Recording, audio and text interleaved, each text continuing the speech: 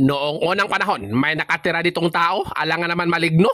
Ang pangalan niya ay si Dodong. Sa sobrang dato ni Dodong, lagi siyang kumakain sa labas. At dahil napakayaman ni Dodong sa kanilang lugar, nag-order siya ng sunny side up fried egg. Napaka-special ng egg na yan kasi malasado pa.